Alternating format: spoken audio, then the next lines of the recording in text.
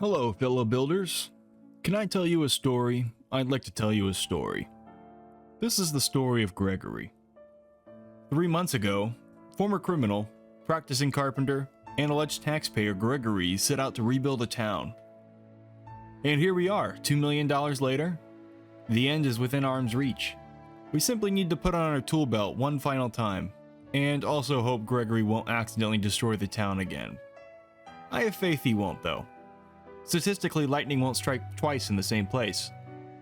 We need not ask ourselves what we're going to do today, for what life is asking of us is clear: to finally let Gregory rest, to spend our daily thought count elsewhere, and so we shall answer that call, to complete the mission we set out to accomplish 3 months ago. Gregory's haunted past no longer concerns him.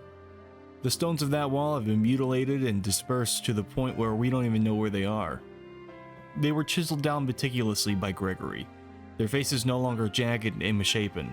Their old mortar, while once appearing impossibly strong, crumbled at the slightest scrutiny, carried away as the wind carries leaves. All those stones have built up new walls that make up a new Gregory, a Gregory we can be proud of. He still won't pay his taxes, though.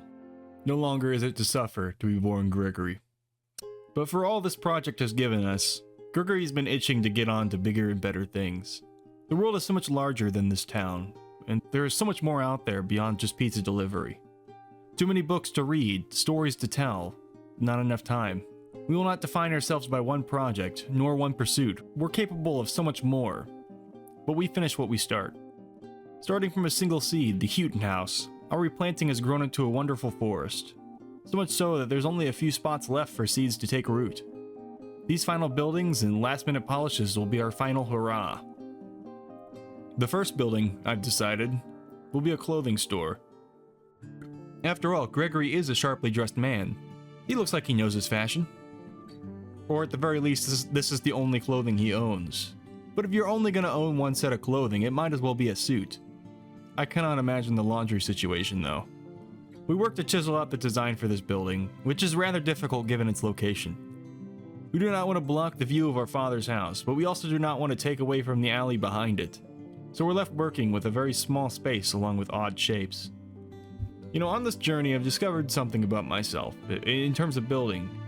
It's that I rather enjoy the problem solving poised by architectural design. We have a building that must fit the space, must complement the buildings around it, and contains the elements that I'm interested in exploring. The only real issue is with designing things this way, especially in this game, is that the interiors are rather small and cannot make use of space as they might in real life. I suppose the payoff is that we really don't have to worry about the engineering, which is a good thing because half of these buildings are plastic. Don't tell anybody. I've also found, with these smaller buildings, I'm more easily inclined to focus on the smaller details. Those that really make the space feel lived in. It's like the town was never gone. I really enjoy really big builds, but breaking them down like this has really made it enjoyable. This street has quickly become my favorite part of the town. The next two buildings, the last in the sequence, were no easy feat, to say the least. Very tightly squeezed in, it was rather difficult to decide what to do with the first floors of both, but I think we've made it work. I don't know exactly what these buildings will be. I suppose just more homes. Gregory doesn't know zoning laws, so hopefully this is okay. One of my favorite elements of this build in particular is the asymmetry, which normally I wouldn't let that go by, but I actually really like it here for some reason. I'm not sure why. And we're also going to take an opportunity to add some unique details. I'm really just tired of using windows and doors as an easy means of filling up these spaces. I mean, are these pleasant details? No, but they're my details.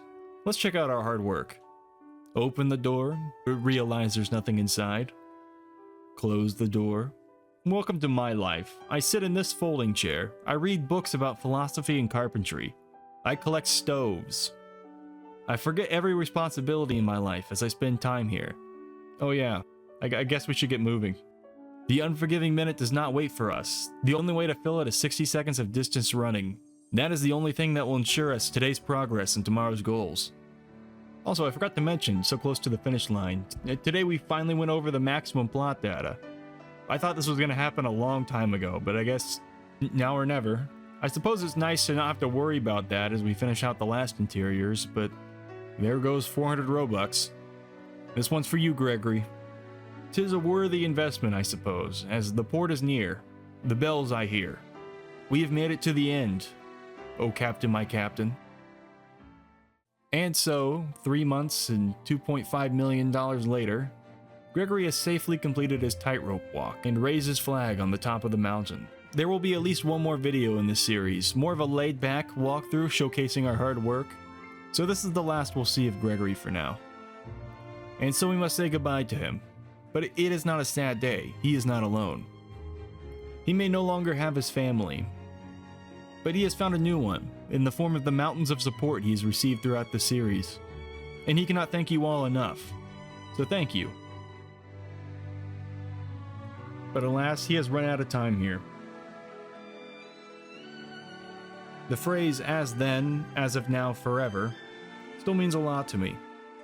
Losing the past is nothing new, nor is it something you can avoid. And while there were frustrations and difficulties along the way, I'm glad to remember this journey as a wonderful pursuit. The same as we cannot run from our past, we shouldn't live to recapture the magic we found here. Rather, we should hold it close and cherish it as it deserves, for we all know our journey here will be as then, as of now, forever.